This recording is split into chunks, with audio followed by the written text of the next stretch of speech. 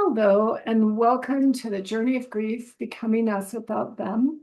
I'm Barbara Field, a licensed marriage and family therapist, and I specialize in treating trauma and addiction and attachment and grief.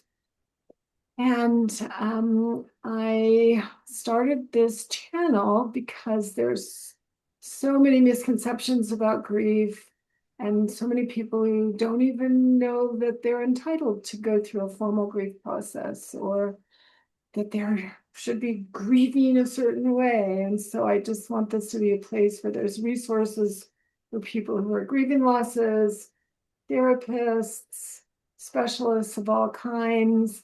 And I'm always looking for people to be on my grief panels. So I would love very much if you're interested in that contact me and we'll get right on there. And so today I've asked Corinne to talk to us about grief. So how about if you introduce yourself and tell us about your work and in particular how that relates to grief. Thank you, Barbara. My name is Corinne Brodnicki. I've been a therapist for, I think this is year 14. And I've seen a lot of people. I've worked with a lot of different issues. Interestingly enough, I haven't worked significantly with more, I guess, quote unquote, obvious grief, the death of somebody. But I think that's what helps qualify me for talking about a different perception of grief today. And I'm also a parent of two. I'm married as well, but what we're going to talk about, I think, is a little more relevant to me being a parent. And my kids are going to be 6 and 4 in a few more months. All righty. So what would you like to talk about specific to grief? It sounds like you have a unique topic for us. Yeah, quite the setup there, a unique topic. So I've been thinking a lot about this question since Barbara asked me to share. And I think one thing that parents know but don't know before they become parents is this idea of the loss of self when we become parents. And it's very immediate because the minute that, and as for moms, even it's before that, there's a lot of sacrifices you're making being pregnant. But especially when that baby comes out, they require so much of you and your your interests, your schedule, your job even sometimes is at the mercy of your children, and in that case maybe child. And I don't know that a lot of parents take time to healthily grieve that loss and instead express that angst through or loss of grief or grieving in anger and frustration and uh, resentment toward their partner or their child. And I think a lot of that is simply that nobody talks about it. Nobody tells them it's okay to grieve when you're in the quote unquote happiest time of your life, something that you've hoped and in our case prayed for. And then you run into the realities of it, which there are many of those hardships becoming a new parent, but that sense of self really shifts, which side note too, it's important that we still maintain a sense of self. Falling fully into momhood, losing yourself, losing your role as a partner, those kind of things are detrimental in another way. But yeah, I think there needs to be some intentional grieving with that shift. I think that's so important. I literally have never heard anyone initiate a conversation about that. Like, let's talk about the fact that you're going to be totally erased by this baby. Let's talk about your belief as of yourself as a competent human being is about to go in the tank. Yeah. Yep. And I always say I think God made babies simple because it's quite the learning curve. And as they get more complicated, we get smarter about what we're doing. Thank God they're so simple at the beginning. Oh, it would be concerning. But yeah, Yeah, so what do you like as a therapist? Um, how do you help women formalize this and move it through in a mindful way so that they can realize what's motivating some of their behavior? I think anytime we're dealing with an issue, there always has to be a recognition first. I love the portion of scripture where the Bible says, I was going to say Jesus, but I'm not even confident it's Jesus. Um, but basically, it's not the healthy who need a doctor, it's the sick. And we have to recognize the quote unquote sickness. We have to recognize the dysfunction. So I think there needs to be recognition, but before that, I think there needs to be permission to even recognize that we're not okay, maybe, and that's okay. Which I think in our culture now, we're much more comfortable and much more. I mean, there's literally a book called It's Okay to That Not. you're not okay. Yeah. So I think we're becoming more comfortable with that, but there are certain areas where it's probably more taboo. Now, if you're struggling with something like postpartum depression, I think there's space and grace for that. But if you're saying, wow, I'm really struggling with this loss of my independence, my livelihood, all of the things that make me me, my identity. And as women, I would even argue, I think we might be shamed in saying, well, that's the whole part of being a parent, like a mom. You become sacrificial and you do all these things for your child and you surrender yourself. And I think too, in the Christian community, sometimes we've gone way too far in this servant-minded idea, abandon self to serve others. And that's very much present in becoming a mom.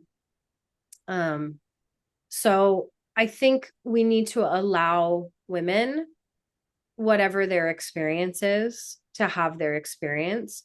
Because if we don't, then those feelings just sit somewhere, often in the dark, and they can present or manifest in all these unhealthy ways. And then there's shame, or it can present as I'm gonna run off and leave my child. I mean, that's the more extreme case.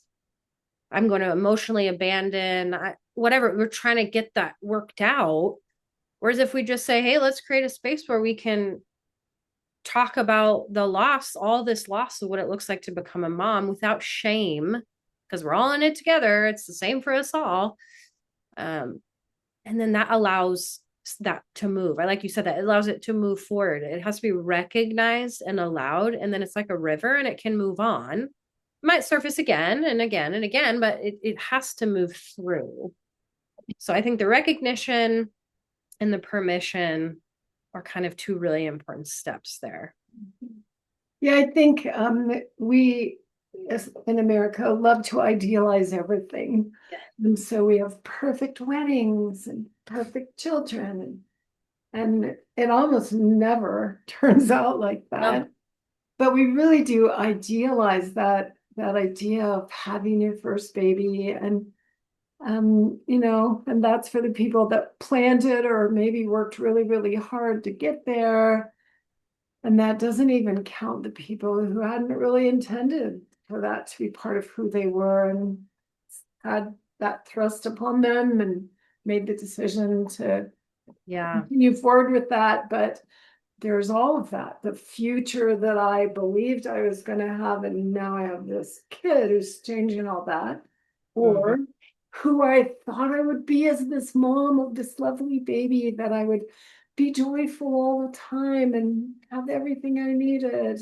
And there are people that have that. If you have an extended family around you that just comes and says, here, I'm taking the kid, go take a nap. But that's kind of unusual these days. People live far from family. So that discovering how isolated and alone you are, and discovering you don't really know what you're doing and who can you talk to about that and how can you get help. Like when I had my first son, I was the oldest of five, but the first four of us were born in 5 years. So I was five when my siblings were born. I wasn't learning how to be a mom. And so there wasn't that, adolescent version of me or that 10-year-old version of me that was observing this healthy person do this mom thing. I lived in crazy land with this wild woman. And so when my son was born, it just dawned on me, I don't know any of the steps. I wasn't around cousins. I hadn't been hanging around with women with babies. I just realized I didn't know how to do that. And I didn't know what to do about not knowing. So when you think about so many women who really are in over their heads and are not allowed to say anything except, Yahoo! Yeah. I had a client a while ago and she became a new mom and she really struggled. This is the vast minority. Well, I would say the vast minority of cases, but then again, at least she was open and honest. So it might not be the minority of cases, but she stayed home with him for a short bit and she really struggled. She was just very dysregulated by his crying. I think he cried a lot. And we talked about how they were considering dad staying home instead and her going back to work, and how that was really difficult for her to consider that to be okay. And I think even in 2025, a lot of people would say, and even do, a stay-at-home dad, it's like, it's interesting. And so I can only imagine, and we did talk about it to some degree, but I can only imagine the shame and the all the things, and the loss of wanting to be the stay-at-home mom and take care of him. And then, so one thing I thought we were talking to is for the working woman who then becomes a mom, or all of us have some level of something we're doing. We're usually pretty good at that. And then we go to this very new experience that we think we're kind of prepared for because we've read some books, but nothing can really prepare you. And then we get thrust into whatever circumstance. My son, my firstborn, he had a hard time eating. So that was just a mess. And you really do plunge into this helplessness, kind of like you're saying, I don't know what I'm doing. I was so competent here, so proficient here. So now the loss of my proficiency and this identity as a whatever job is, I'm floundering because I don't feel competent as a mom. I don't feel like identity as a mom is something I'm good at. And then that starts kind of messing with your cognitive life. And then that's when you can move into, I don't know, all kinds of other confusing things. But yeah, that sense of competence, I think, is a big thing. And I think we talk about this like maternal instinct, and some things I really do think God wired us for that. But I also think there are some people have an advantage because they've had more training and been around the cousins, like you're saying you didn't have, and they really do have a little bit more of a leg up. And then, and I don't have the paternal instinct. I don't know what I'm doing. And yeah, so it's a host of loss. Yeah. And we don't, like, we have grief groups. If someone you love dies, you're going to be able to find 5 grief groups for that. Yeah. But when you die, when you disappear into motherhood, people don't even acknowledge that there's loss there, and Yeah. that maybe you should have a support group to help you. There's church groups like moms groups and stuff, but they often happen during the day. So if you're a working mom who's now trying to manage all of this, Right. and then and you're barely home with your baby as it is, and now you're going to go to a grief group. So just giving yourself permission to access some resources and finding resources. We had some friends who were our age, so we were like 46, and her niece had a baby, and so she was in a second marriage. Her husband was younger, and they had tried and tried and tried to have children. really everything failed. And so this niece called, this baby is 6 weeks old, calls and says, I hate this kid. Mm. If you don't come and get him, we're going to kill him. And so they adopted this child, but she and I were at a conference in Southern California.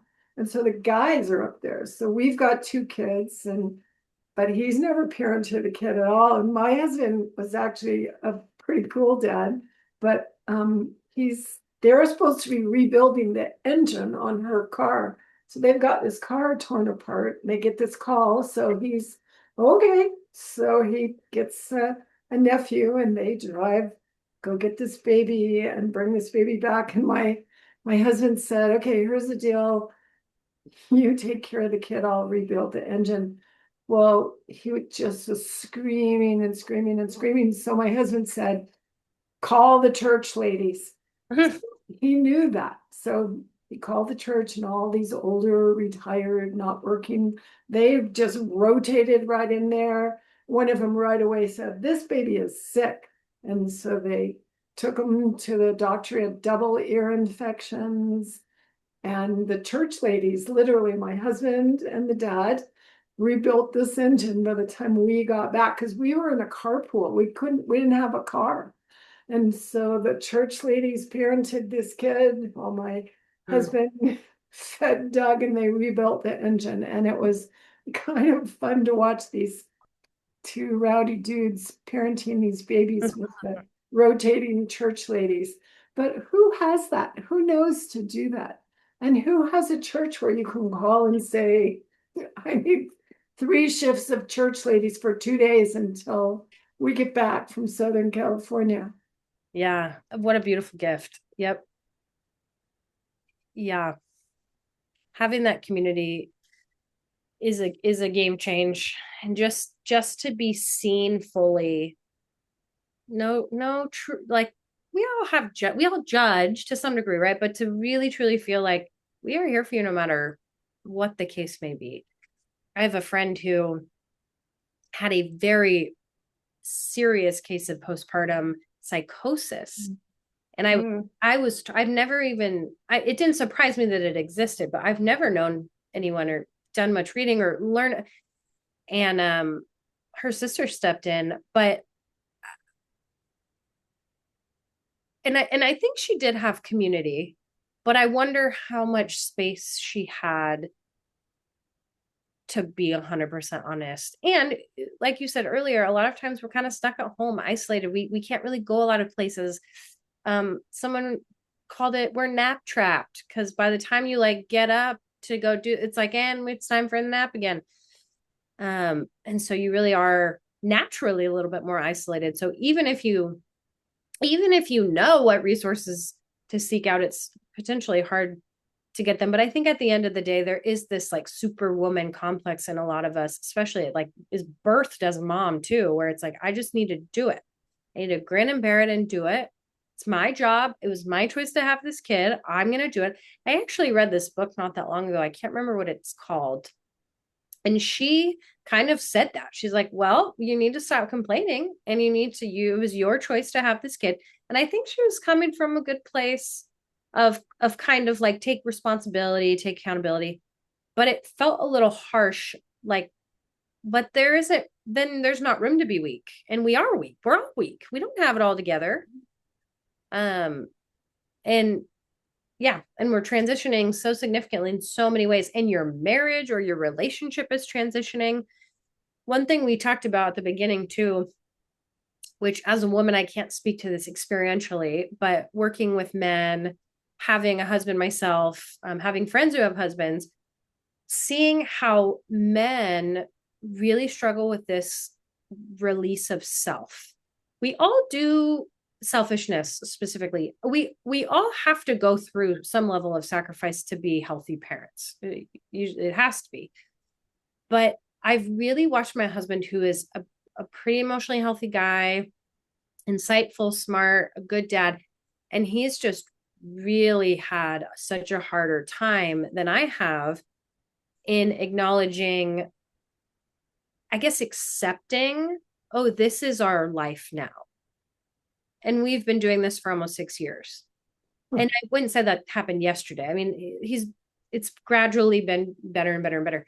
But so for him, that learning curve, it's almost like he just had to like grind through it to release and surrender self. And in that, I think there is a little more of a natural tendency for women to be like, whatever, I'll do it all for the baby, which again, all or nothing, that's not healthy either.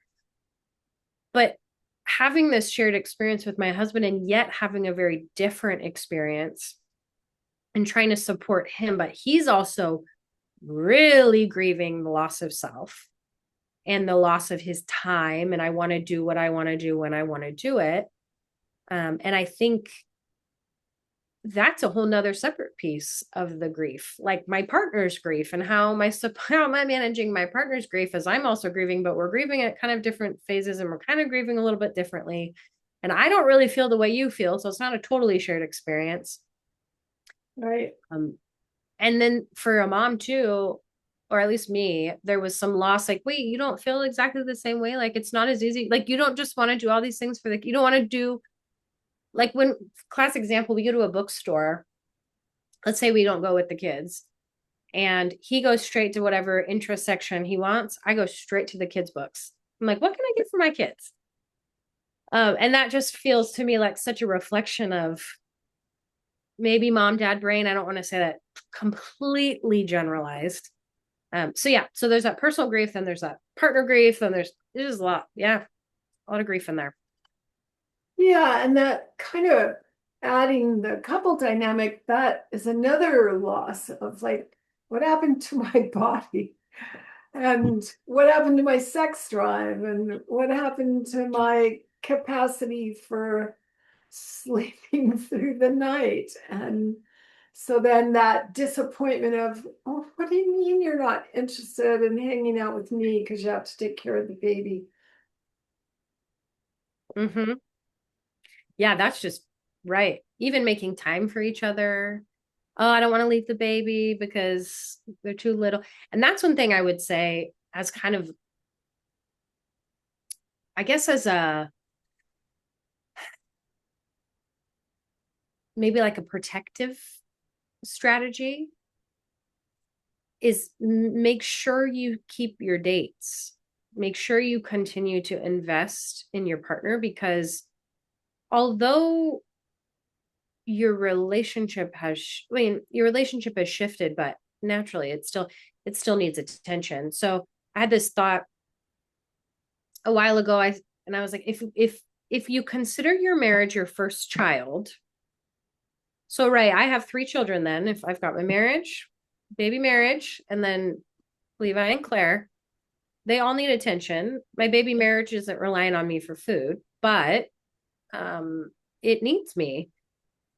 And if you kind of maintain that perspective together, you can't be the only one as the woman. Then I think everything flows a lot better. So even maintaining that from the beginning. Yeah, sure, our relationship has changed, but hey, let's try to maintain our date night. Like let's maintain some level of normalcy. So I don't feel like my role as a wife is fully gone either. My identity as a wife it's changed. But as I'm kind of talking about it, I'm thinking, I wonder if that's maybe, I don't know, but maybe that's one of the lesser changes. You still have each other. Of course, you have to invest more energy into the baby. So as far as time for each other, okay, sure, you don't have as much time for each other, but how you can connect short of maybe some intimacy barriers can look really can look similar. Like I don't know that anyways, but that has to be No, you're totally right though. If you just make a commitment to that the marriage was there first and it's still important, it still yeah. matters. And that you work together to find ways to keep that commitment to one another. Because if we're both constantly saying, I'm sorry, you get the leftovers. I don't have any leftovers for you. It doesn't really inspire me to try to be a better partner or a better parent.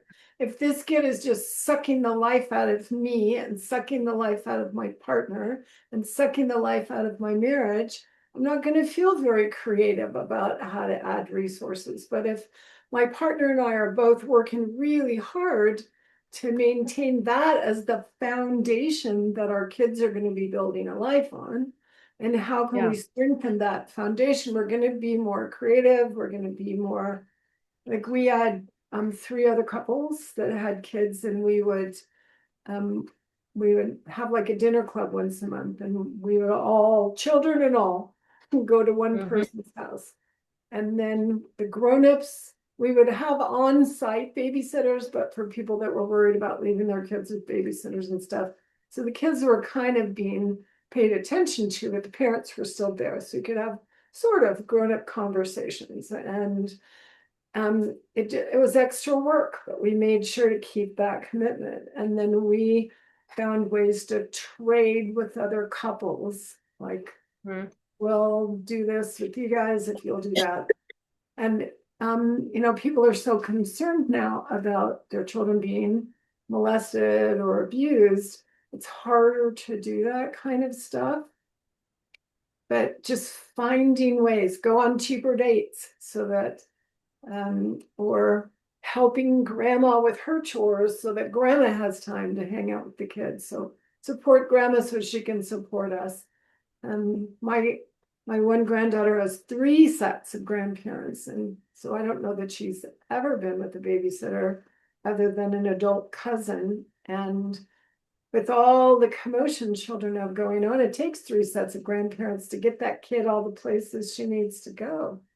So for people who don't have those built-in grandmas around, finding the church ladies, there's people who can be trusted, but it's hard. It's really hard to say, if my commitment is to my relationship, then what kind of resources do I need to access or add so that the relationship gets fed and so do the kids?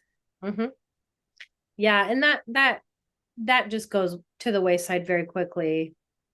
And so I think that's a good reminder. I tell friends that don't have kids yet, just do your date night, keep doing your date night. And when you do have a newborn, keep doing your date night. It might look different in the beginning when you don't really want to leave your baby, but don't get out of the habit of it.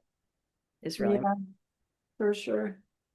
So, at the end of my videos, I always ask you to leave us with your 1 minute wisdom, like the one thing could encapsulate all your work with all the moms you've ever worked with and everything we've talked about today. What's the one thing that you want people to take out of this, that you want them to understand about the loss of identity when you become a mom? I think it's accept help. Accept help so that you can continue to invest in yourself. And I don't mean that like, okay, I'm going to get a babysitter so I can go to get my nails done every 5 seconds or whatever. I mean, it's important to invest in your child, but that's not generally the problem a lot of moms have. Usually it's, I don't make any time for me. So accepting help so you can continue to invest in your spiritual, emotional, physical well-being.